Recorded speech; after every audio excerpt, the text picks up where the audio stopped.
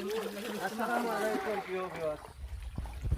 অন্য জায়গা থেকে আরেক জায়গায় চলে আসছি ইনশাআল্লাহ সবাই দেখার জন্য। এবং আজকের ভিডিও এই মসজিদের লাইভগুলো আপনারা পেয়ে যাবেন রাজনগর মৌলভীবাজার 1 নং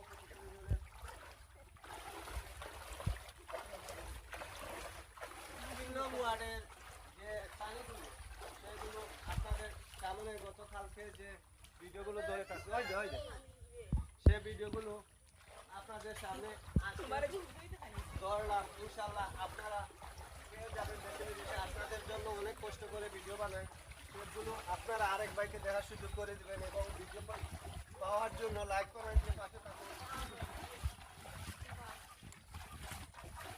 এবং মসজিদের লাইট গতকালকে আমি দিছি, আজকে লাইটগুলো ধরে তুললাম ওগুলো করে